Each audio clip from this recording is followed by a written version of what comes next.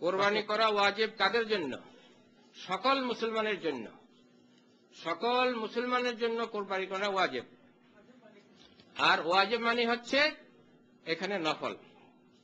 কোরবানির ওয়াজিব অর্থ নফল। যে কোনো মুসলমান কোরবানি করতে পারে, আর যে কোনো মুসলমান কোরবানি না করলেও চলে।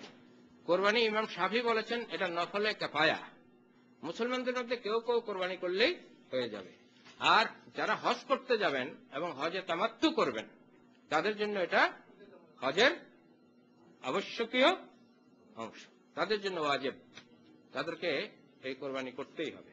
সূরা বাকারার 24 নম্বর আয়াতে বলা হয়েছে, তোমরা আত্মরক্ষা করিও দোজখ হইতে, যার ইন্ধন হইবে মানুষ ও পাথর।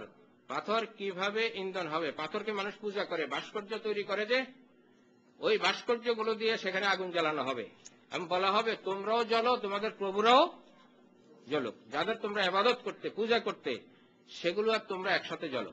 সারা দুনিয়ার মধ্যে কোরআনের উপর কোথায় বেশি রিসার্চ হচ্ছে সেই স্থান থেকে কোরআন প্রতিষ্ঠার নেতৃত্ব কেন আসছে না?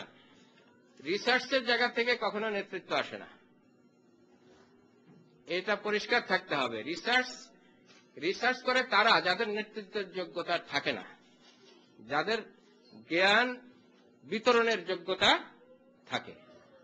আর কোরআন প্রতিষ্ঠার কাজ করবে যাদের নেতৃত্বের যোগ্যতা আছে, যারা রাষ্ট্র প্রতিষ্ঠা করেছে কিংবা রাষ্ট্র পরিচালনা করছে কিংবা রাষ্ট্র প্রতিষ্ঠার জন্য কাজ করছে, তারা সাথে সাথে কোরআনকেও প্রতিষ্ঠার কাজ করবেন। চিকিৎসার কাজে মানুষের দেহ দান করা জায়েজ আছে কিনা? দেহ মানে এটা কেউ কেউ বলেছেন জায়েজ আছে, আবার কেউ কেউ বলেছেন জায়েজ নেই। ইসলামী চিন্তাবিদগণ এই ব্যাপারে দুইটি মতই পোষণ করেন। একদল চিন্তাবিদ মনে করেন যে মানুষের লাশকে অবমাননা করা ঠিক নয়। আরেক দল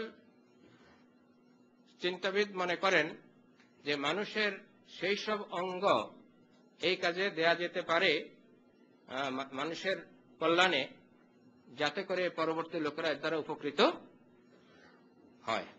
এই দুইটি মতই আছে, আপনি যে কোনোটি মানতে পারেন। যে ব্যক্তি কোরআনের দাওয়াত পেল না, এই অবস্থায় মৃত্যু বরণ করলো, আল্লাহ তার প্রতি কি আচরণ করবেন? তার প্রতি কি আচরণ করবেন এটা আমার জানা নাই, তবে আপনার প্রতি কি আচরণ করবেন সেটা আমি বলতে পারি। আপনাকেই ধরবেন আল্লাহ তাআলা। কে কোরআনের দাওয়াত পেয়েছে আর কে পায় নাই এটা জানার দায়িত্ব আমাদের নয়। তার সাথে আল্লাহ তাআলা কি আচরণ করবেন এটা বলার দায়িত্ব আমাদের নয়, এটা আল্লাহ জানেন আর তিনি জানেন। তবে আমাকে আর আপনাকে ধরবেন সেই ব্যক্তি কেন দাওয়াত পেল না, সেই ব্যক্তির উপায় নিয়ে চিন্তা করার কোনো দরকার আমাদের নাই। নিজের চিন্তা নিজেকে করতে হবে যে কেউ বাদ পড়লো কিনা কোরআনের দাওয়াত পাওয়া থেকে। কসর নামাজে কি ফরজ নামাজ ছাড়াও সুন্নত পড়তে হবে কি? এই ব্যাপারে ইসলামী চিন্তাবিদগণের মধ্যে দুইটি মতই আছে। তবে হযরত আব্দুল্লাহ ইবনে ওমর রাদিয়াল্লাহু তাআলা আনহু বলেছেন, যারা মুসাফির তাদের ফরজ ছাড়া অন্য কোনো নামাজ পড়ার দরকার নেই। তবে একটি রাওয়ায়াতে পাওয়া যায় রাসূলুল্লাহ সাল্লাল্লাহু আলাইহি ওয়াসাল্লাম সফর অবস্থায় বেতের নামাজ পড়েছেন। সুন্নাত 4 রাকাতের তৃতীয় ও চতুর্থ রাকাতে সূরা ফাতিহার পর অন্য সূরা পড়তে হবে কি? জি, পড়তে হবে। আমার 7.5 ভরি স্বর্ণ নেই, কিন্তু 52 তোলা রূপার দামে টাকা আছে, তাহলে যাকাত দিতে হবে কিনা? কতটুকু সামর্থ্য থাকলে কোরবানি দিতে হবে? কোরবানিটা তো আগেই বলেছি, কোরবানি যে কোনো মুসলমান দিতে পারেন। তিনি যদি মনে করেন যে আমার সামর্থ্য আছে তাহলে দিতে পারেন। আর কেউ যদি মনে করেন আমার সামর্থ্য আছে তবে এবার কোরবানি দেব না, তাও তিনি করতে পারেন। কোরবানি না দিলে যে কোনো অন্যায় কাজ হয়ে যাবে এমন কিছু শরীয়তে লেখা নেই। আর আপনার যদি 7.5 ভরি স্বর্ণ থাকে আর 52 তোলা রূপা থাকে, তো প্রথমে এই ব্যাপারে বিধান হলো, রাসূলের যুগে এই দুইটি ছিল নেসাব। নেসাব মানে স্ট্যান্ডার্ড। এই পরিমাণ অর্থ থাকলে যাকাত দিতে হবে, এটা ছিল রাসূলের যুগের বিধান। অর্থাৎ রাসূলের যুগে 52 তোলা রূপা আর 7.5 ভরি স্বর্ণ, এই দুটার সেম প্রাইস ছিল, একই দাম ছিল। আমাদের যুগে এসে এই দুইটার প্রাইসের মধ্যে তারতম্য হয়ে গেছে। তারতম্য হওয়ার কারণে দুইটাই স্ট্যান্ডার্ড হতে পারে না, যে কোনো একটা হবে। এখন স্ট্যান্ডার্ড কোনটা হবে? স্ট্যান্ডার্ড মানে নেসাব, যেহেতু দাম তারতম্য হয়ে গেছে। এই ব্যাপারে ইসলামী চিন্তাবিদগণ সকলে একমত হয়ে এই সিদ্ধান্ত দিয়েছেন যে এই দুটার মধ্যে যেটার দাম কম সেটা হবে স্ট্যান্ডার্ড। তাহলে কোনটার দাম কম? 52 তোলা রূপা। 52 তোলা রূপার দাম যদি এখন 25,000 বা 28,000 হয় বা 30,000 হয়, সেটাই হবে স্ট্যান্ডার্ড। কারণ আপনার স্বর্ণ থাকলেও স্বর্ণ তো আপনি জাকাত আকারে দেন না, বা রূপা থাকলে রূপাও জাকাত আকারে পরিশোধ করছেন না। সেই জন্য 52 তোলা রূপার যে দাম আসে, এই পরিমাণ অর্থ সম্পদ থাকলে, স্বর্ণ থাকুক, আরো রূপা থাকুক, কিংবা ব্যবসার অর্থ থাকুক বা শেয়ার থাকুক, যে ফরমেই থাকুক, আপনি সেগুলোর জাকাত প্রদান করবেন। কোন মুসলমান বেহেশতে যাবে না শুধুমাত্র আল্লাহর বিধান আনুগত্য করাটাই বেহেশতে যাবে। এটি কোন সূরার কত নম্বর আয়াতে আছে? আজকে যে আয়াতগুলো আমরা এখানে আলোচনা করেছি, এর অধিকাংশগুলোতে এই কথা আছে।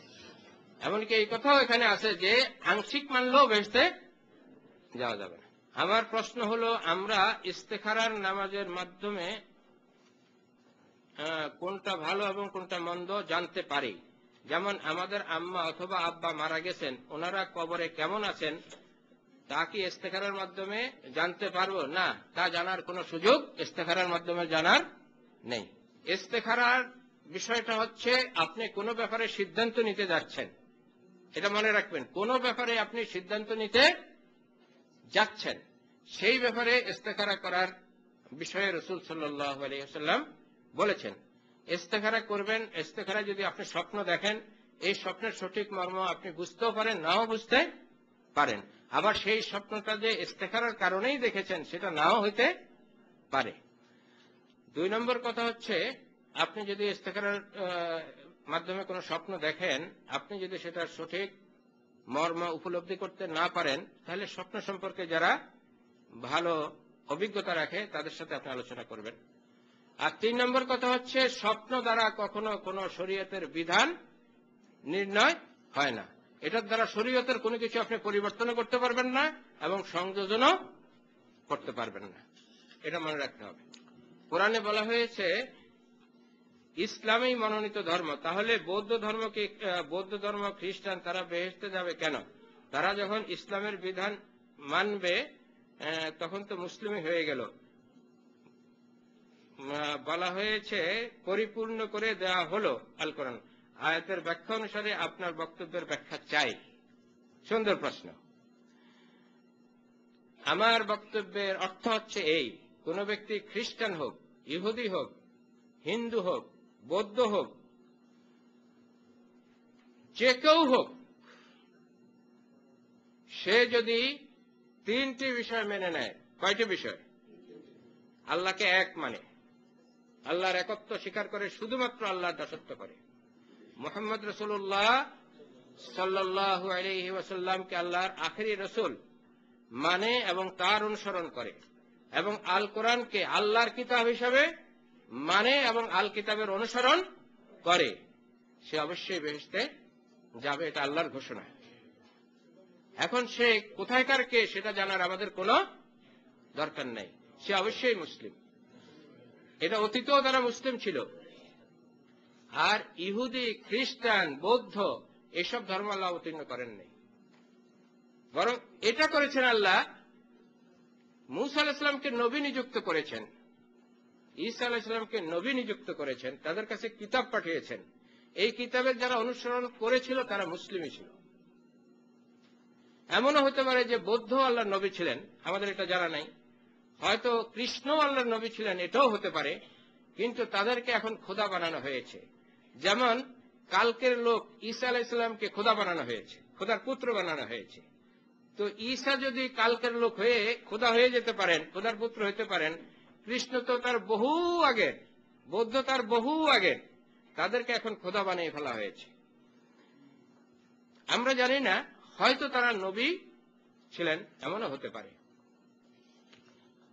এখন বুদ্ধ যে ধর্ম প্রচার করেছিলেন সেটাকে বৌদ্ধ ধর্ম বলা হয়, কিন্তু গৌতম বুদ্ধ বৌদ্ধ ধর্ম প্রচার করেন নাই, এটা আপনি নিশ্চিত থাকুন।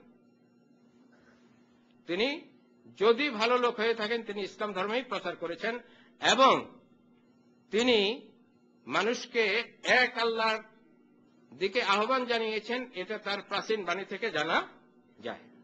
এবং এটাও আপনারা অনেকেই হয়তো জানবেন যে কনিষ্ক নামে যে সম্রাট ছিলেন ভারতবর্ষে, তিনি কাশ্মীর